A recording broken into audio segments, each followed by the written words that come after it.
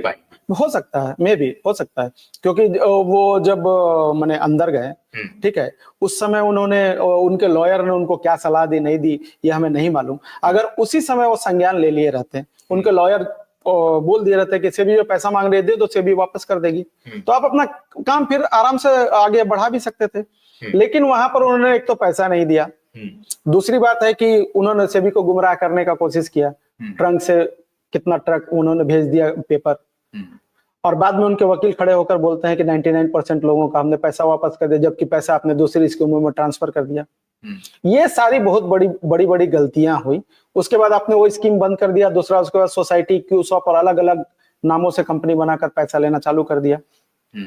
और क्यूसॉप भी आपने कंपनी बनाया, वो कंपनी कुछ दिन बाद बंद हो गई, उसको भी ट्रांसफर करके फिर सोसाइटी में ले आए।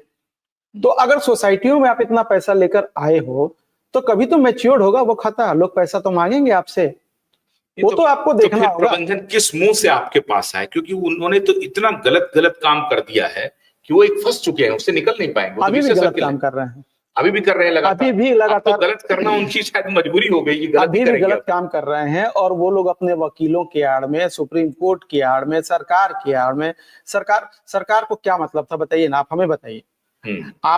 हमने आपको पैसा दिया है तो क्या होता है, इसका जिम्मा किसका, आपका है? आप हम पैसा मांगेंगे आपसे, आप हमको दो, ठीक है। सरकार तब आती है जब आप गलत काम करने लगते हो, और सरकार की जिम्मेवारी क्या बनती है कि आपने अगर गलत काम किया है तो आपका कॉलर पकड़ के मुझे पैसा दिलवाना। सरकार का ये काम नहीं होता है कि बीच में आ गया, अच्छा सुतोष जी ठीक है, 10,000 बाकी है आपका, ये काम करिए ना, 1,000 दे दीजिए हमको, हम मैनेज करते हैं प्रवीण को, ठीक है। तो सरकार ये मतलब इसको दलाली बोलते हैं, सरकार बीच में दलाल की भूमिका में आ गई। सुप्रीम कोर्ट उनको मालूम है कि सुप्रीम कोर्ट सरकार की बात टालेगी नहीं, तो जिस रूप में सरकार सुप्रीम कोर्ट गई है उसी रूप में सरकार ने बात मान लिया। उसने बोला 5,000 करोड़। ऐसा भी हो सकता है क्या कि सहारा के पास लिक्विड नहीं हो और सारा पैसा इस तरह से इन्वेस्ट हो गया है जो रियलाइज नहीं हो रहा है, जिसको आप ऐसे, ये मैं नहीं मानूंगा सर। अच्छा। ये मैं बिल्कुल नहीं मानूंगा कि सहारा के पास लिक्विड मनी नहीं है, ठीक है। उनके पास लिक्विड मनी है, उनके जितने बड़े बड़े अधिकारी हैं उन अधिकारियों की अगर जांच हो जाए, ठीक है, तो मैं कहता हूं कि उन अधिकारियों से ही 1 लाख करोड़ रुपया निकल जाएगा। ये मैं दावे के साथ आपको कहता हूं। ओपी श्रीवास्तव, डीके श्रीवास्तव उनके भाई हैं, स्वप्ना राय हैं, ठीक है। हमें लगता है कि 1 लाख करोड़ रुपया तो विदेश ट्रांसफर हो गया, जिस पर उनके बच्चे अयाची कर रहे हैं, ठीक है। उसके बाद जो इनका देखिए, शुरू में इन्होंने जो बहुत सारी जमीनें खरीदी, अब धीरे धीरे देखिए सब धीरे धीरे जैसे हमने मुहिम अपनी तेज की है, अब देखिए कुछ मीडिया वाले हमें सहयोग भी करने लगे हैं, अखबारों में आने लगा है, 1000 करोड़ की जमीन बिकती है, लेकिन अखबारों में आता है कि 90 करोड़ में इसकी डील हो गई। ये संभव है? आप इस स्टूडियो में बैठे हो, कोई भी आएगा इस जगह पर तो बताएगा ना भाई किस प्रॉपर्टी की कीमत कम से कम 5 करोड़ रुपए होगी, ठीक है। अब आशुतोष पाठक को किसी ने दे दिया, अरे 1 करोड़ में आशुतोष पाठक ने खरीद लिया, ये हाउ इट इज पॉसिबल? तो ये अब सारा गेम चल रहा है, ये चीजों को डाइल्यूट करके खत्म करने की तरफ जा रहे हैं। तो लेकिन इसलिए झारखंड की सरकार इतनी तेज हुई क्योंकि हमने सारा प्रमाण उनको दिया है कि ये सारी चीज, सारा एसेट अपना बेचकर ये लोग मने वारा न्यारा करके, और कोई बहुत बड़ी बात नहीं है कि सेंट्रल गवर्नमेंट इन लोगों को भगा दे, तो हमें जितनी तेजी से इनको कल परसों जो आप कह रहे थे हमारे शो में कि ये लोग एविडेंस डिस्ट्रॉय कर रहे हैं, तो ये सही है कि एविडेंस डिस्ट्रॉय कर रहे हैं? एकदम।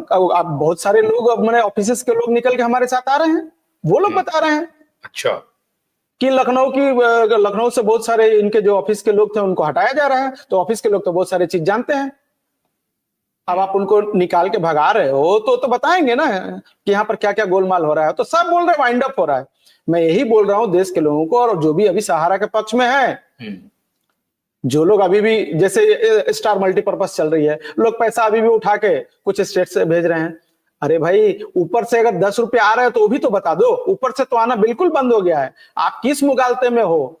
क्यों नहीं आपकी आंखें खुल रही? क्यों पैसा भेज रहे हो जहां से मतलब इनफ्लो है और इनकमिंग नहीं है? आपके पास कुछ आ नहीं रहा है। अगर अभी भी समझिए, अगर ये वाइंड अप हो गया तो वाइंड अप होने का क्या मतलब हुआ कि वाइंड अप होने का बंद हो गया और ये लोग सब कहां जाएंगे?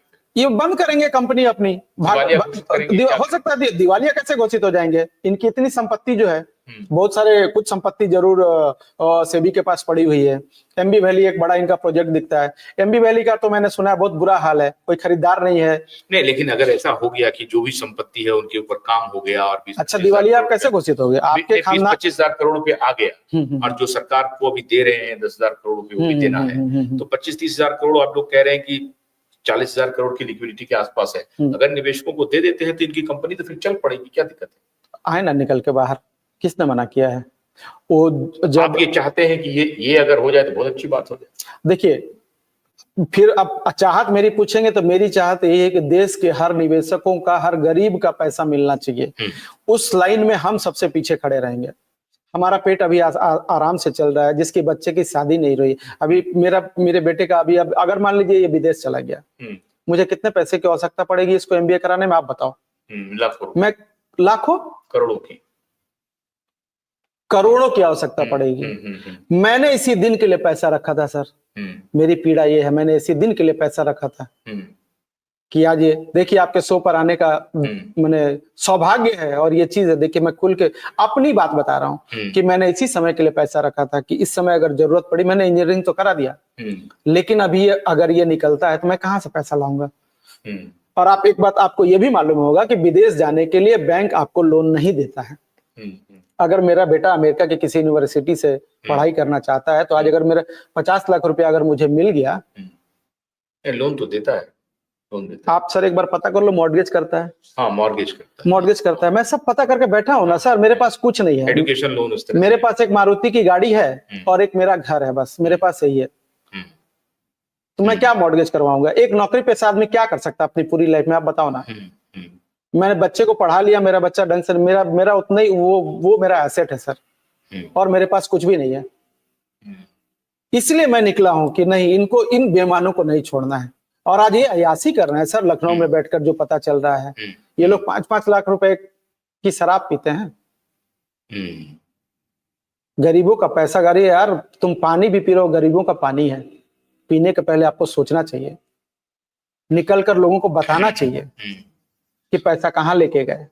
प्रवीण, बहुत बहुत शुक्रिया, आप हमारे स्टूडियो आए और आपसे आज बहुत बात हुई, आपकी कुछ व्यक्तिगत बात भी, व्यक्तिगत पीड़ा को भी आपने शेयर किया। वैसे भी शेयर करते रहे, लेकिन आपने मुझसे बात की। मैं आज फिर दोबारा सहारा प्रबंधन से ये कहता हूं कि साफ अच्छा हो कि आप अपनी प्रॉपर्टी को बेचने में जो भी लगे हुए हैं, कवायद कर रहे हैं, करिए, और निवेशकों के पैसे देने को लेकर के थोड़ा गंभीर बनिए, संजीदा बनिए, और मैं उम्मीद करता हूं कि आप इस दिशा में काम करेंगे। ऐसा तो बिल्कुल नहीं होगा कि आप इस सबको वाइंड अप करके, सबको चुपचाप करके चले जाएंगे। मैं भी नहीं चाहता हूं कि आपके मन में ये चल रहा होगा। मैं चाहता हूं कि आपके मन में चल रहा होगा कि आप लोगों का पैसा देना चाहते हैं। ईश्वर करे कि वो मर्जी आपकी चल जाए, लोगों का पैसा दे दें और फिर एक बार बल्ले बल्ले सहारा ग्रुप आगे बढ़े। हमारी भी शुभकामनाएं। बहुत बहुत शुक्रिया। लेकिन मैं आपको आश्वस्त करता हूं कि मैं निवेशकों की लड़ाई में, मैंने पहले भी कहा है, आज फिर कह रहा हूं कि कंपनी का मैं भला चाहता हूं, लेकिन निवेशकों की लड़ाई में मैं निवेशकों के साथ खड़ा हूं। तो जब भी आप जहां भी संघर्ष करेंगे, क्यूवाइट नेटवर्क को अपने साथ पाएंगे। बहुत बहुत शुक्रिया। नमस्कार।